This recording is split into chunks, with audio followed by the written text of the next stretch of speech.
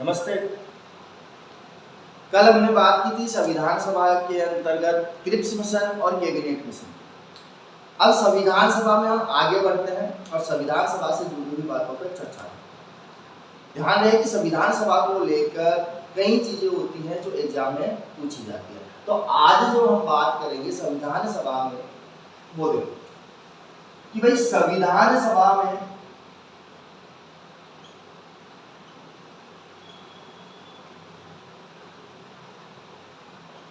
सर्वाधिक निर्वाचित होकर आने वाले सदस्य कहां से थे?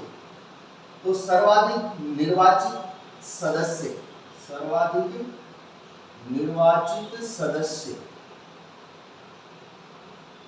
जो आए थे वो आए थे उत्तर प्रदेश से।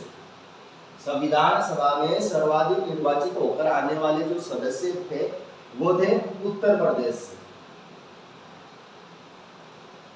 और उत्तर प्रदेश से ये जो चुनकर आए थे या निर्वाचित होकर आए थे, इनकी संख्या थी 55। कितने सदस्य आए? 55 सदस्य। बात करें कि सर्वाधिक मनोनीत होने वाले सदस्य संविधान सभा में कहां से आए, तो सर्वाधिक मनोनीत सदस्य जो आए वो आए थे मैसूर से। कहां से आए थे? मैसूर से। और मैसूर से ये जो सदस्य चुन के आए थे, इनकी संख्या थी 7। कितने सदस्य चुन के आए?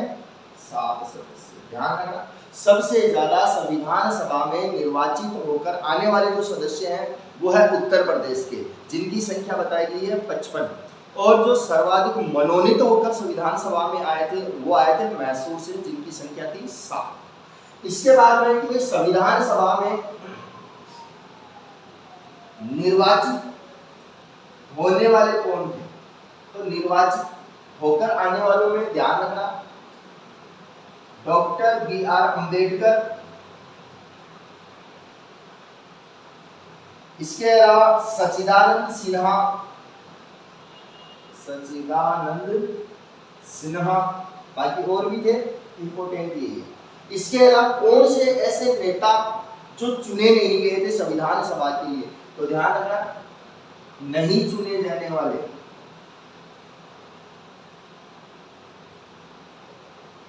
नहीं चुने गए, तो उनमें नाम मिलता है हमें महात्मा गांधी का, और महात्मा गांधी के साथ में एक व्यक्ति का नाम मौजूद था, मोहम्मद अली जिन्ना। मोहम्मद अली जिन्ना,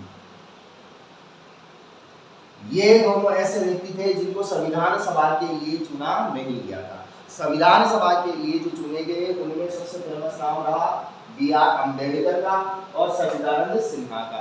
अब संविधान सभा के कौन बड़े नेता नहीं चुने गए, तो उनमें महात्मा गांधी का नाम मिलता है और मोहम्मद अली जिन्ना का नाम मिलता है। तो ये संविधान सभा में चुनकर इस प्रकार से आपसे पूछ लिया जाता है, एक बार लिख लेना। इसके बाद में हम संविधान सभा में ही आगे के टॉपिक की बात करेंगे।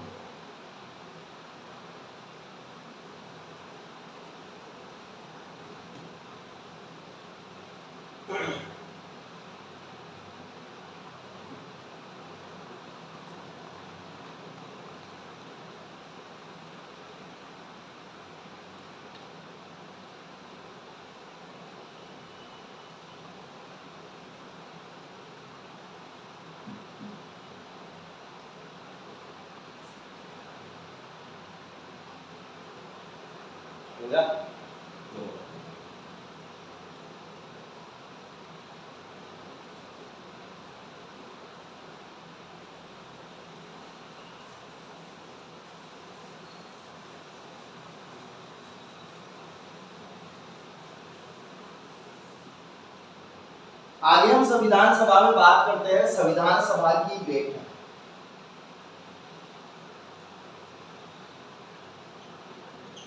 अगर संविधान सभा की बैठक आपको पूछ ले या अधिवेशन पूछ ले कि कितने हुए, तो 11 अधिवेशन हुए थे।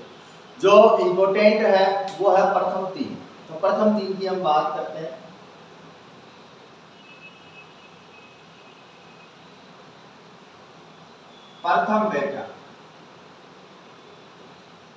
प्रथम बैठक जो हुई थी वो 9 दिसंबर 1946 को हुई थी। कब हुई थी? 9 दिसंबर 1946 को। यह जो बैठक हुई थी वो नई दिल्ली में हुई थी, सॉरी दिल्ली में हुई थी। और दिल्ली के फाउंस चैम्ब्रेट पुस्तकालय में सारी जो बैठक हुई है वो यही पे हुई है, दिल्ली के फाउंस चैम्ब्रेट पुस्तकालय में। फाउंस चैम्ब्रेट पुस्तकालय को ही हम भारत की प्रथम संसद बोलते हैं। भारत की प्रथम संसद, ध्यान रखना कि भारत की प्रथम संसद किसे कहा गया है। जो बाद में बनी है वो तो बाद में बनी है, लेकिन पहली जो बैठक हुई थी उसी को हम भारत की पहली संसद के रूप से जानते हैं। अब इस समय जो अस्थायी अध्यक्ष चुना गया, अस्थायी अध्यक्ष के रूप में किसे चुना गया, तो नाम ध्यान रखना, डॉक्टर सच्चिदानंद सिन्हा। सच्चिदानंद सिन्हा को चुना गया। ठीक है, कब हो रही है? 9 दिसंबर। तो ध्यान रखना 9, 11, 13, 9, 11, 13 महीना दिसंबर का और साल 1946, जगह दिल्ली। दिल्ली में फाउंस चैम्ब्रेट पुस्तकालय। तो प्रथम तीन जो संविधान सभा की बैठकें हुई वो 9, 11, 13 दिसंबर महीने में 1946 में नई दिल्ली के फाउंस चैम्ब्रेट पुस्तकालय में हुई थी। आगे हम बात करते हैं द्वितीय बैठक।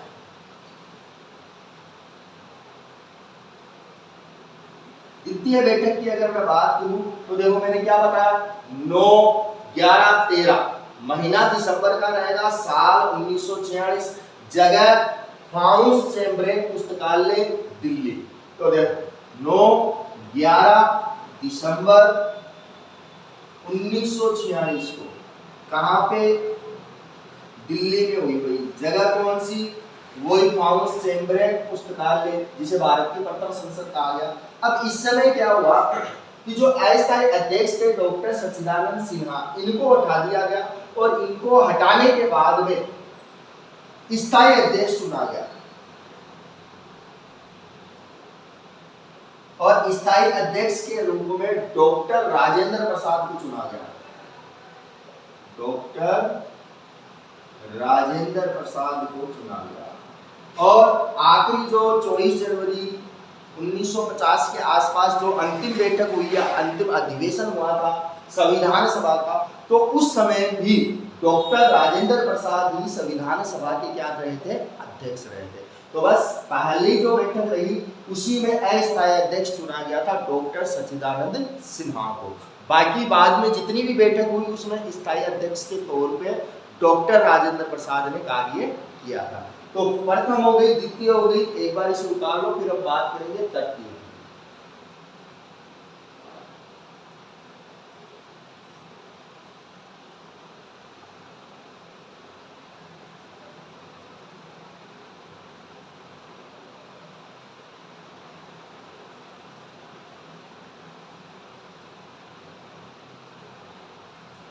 देखो तीसरी बैठक लेते हैं।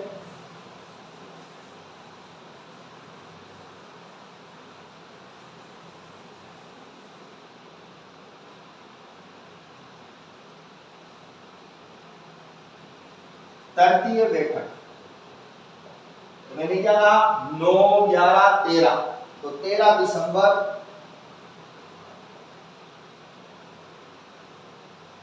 1946 को हुई। जगह कौन सी? वही दिल्ली के फाउंस चैम्ब्रेट पुस्तकालय में। दिल्ली के फाउंस चैम्ब्रेट पुस्तकालय में बैठी हुई। और इस समय अध्यक्ष कौन है? और अध्यक्ष स्थायी कर दिए थे हमने डॉक्टर राजेंद्र प्रसाद को। इसको डॉक्टर राजेंद्र प्रसाद को। अब देखो इस समय क्या होता है कि पंडित जवाहरलाल नेहरू कब? तीसरी बैठक के समय 13 दिसंबर 1946 को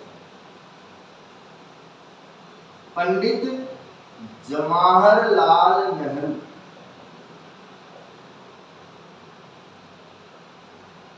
इस बैठक में एक उद्देश्य प्रस्ताव लेकर आए। क्या लेके आए? उद्देश्य प्रस्ताव लाए।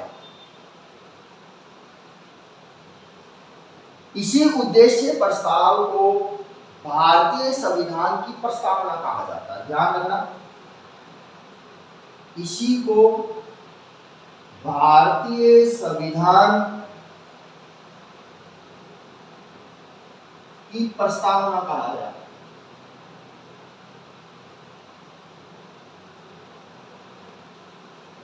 या इसी को हमने क्या बनाया? भारतीय संविधान की प्रस्तावना बनाया। तो देखो दोबारा, तृतीय बैठक 13 दिसंबर 1946 को दिल्ली के फाउंस चैम्बरेट में हो रही है। ये इसी समय अध्यक्ष कौन चुने गए हैं? जो सेकंड बैठक हुई थी उसके अंदर डॉक्टर राजेंद्र प्रसाद। तो इस समय अध्यक्ष भी कौन है? डॉक्टर राजेंद्र प्रसाद। अब इसी बैठक में, तृतीय बैठक में 13 दिसंबर 1946 को पंडित जवाहरलाल नेहरू एक उद्देश्य प्रस्ताव लेके आते हैं और इसी उद्देश्य प्रस्ताव को भारतीय संविधान सभा के द्वारा भारत की प्रस्तावना के रूप में अपनाया गया या स्वीकार किया गया। तो इसको काट लो, ये हो गई आपके संविधान सभा की बैठक। इसके बाद में हम आगे बात करेंगे संविधान सभा के वाचन की।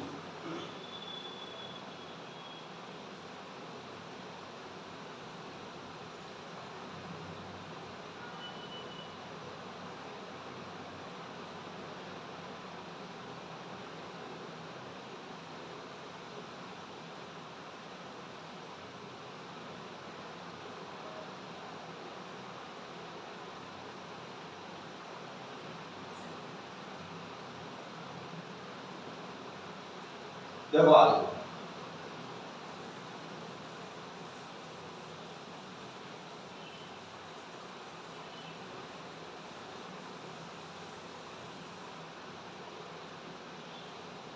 आगे हम बात करते हैं संविधान सभा के 3 वाचन। संविधान सभा के 3 वाचन। प्रथम वाचन, प्रथम वाचन जो हुआ वो 4 नवंबर से 9 नवंबर 1948 तक संविधान का जो वाचन किया गया वो 4 नवंबर से 9 नवंबर 1948 तक किया गया, जिसे हम प्रथम वाचन कहते हैं। यह सबसे छोटा वाचन था, सबसे छोटा वाचन। ठीक है, इसके बाद में दूसरा वाचन, दूसरा वाचन जो हुआ वो हुआ 15 नवंबर 1948 से 17 अक्टूबर 1949 तक। कब से कब तक चला? 15 नवंबर 1948 से 17 अक्टूबर 1949 तक। और इसी को बोलते हैं सबसे लंबा वाचन, सबसे लंबा वाचन। इसके बाद में तीसरा वाचन आता है। तीसरा वाचन जो किया गया वो 14 नवंबर 1949 से 26 नवंबर 1949 तक। और इसी तीसरे वाचन में संविधान को अंगीकृत किया गया, संविधान को अंगीकृत किया मतलब अपना लिया गया। और इस समय संविधान में 395 अनुच्छेद, कितने अनुच्छेद? 395 अनुच्छेद, 22 अध्याय और 8 अनुसूचियां शामिल थी। तीसरे वाचन के समय जो वाचन किया गया 14 नवंबर 1949 से लेकर 26 नवंबर 1949 तक, तो इस समय संविधान को अंगीकृत किया गया और अंगीकृत करते समय अनुच्छेद की जो संख्या थी वो थी 395 और जो अध्याय थे वो 22 और जो अनुसूचियां थी वो 8 अनुसूचियां थी। अब बात आती है कि संविधान सभा का वाचन किसने किया, तो ध्यान रखना कि संविधान का जो वाचन करता था वो था डॉक्टर सर्वपल्ली राधाकृष्णन। डॉक्टर सर्वपल्ली राधाकृष्णन के द्वारा भारतीय संविधान के वाचनकर्ता कौन थे? डॉक्टर सर्वपल्ली राधाकृष्णन। इन्हीं को हम भारतीय संविधान का वक्ता भी कहते हैं। भारतीय संविधान का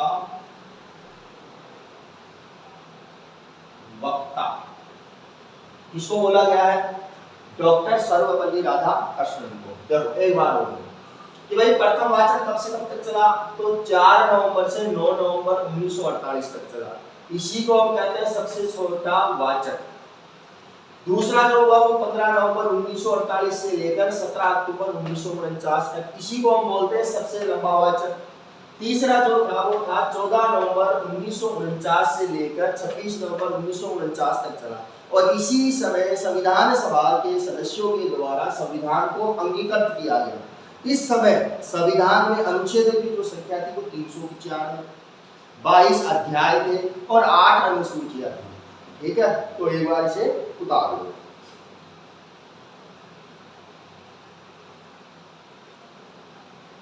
अगर आपसे पूछे कि प्रथम वक्ता कौन थे, तब भी आपके डॉक्टर सर्वपल्ली राधाकृष्णन का ही नाम आएगा।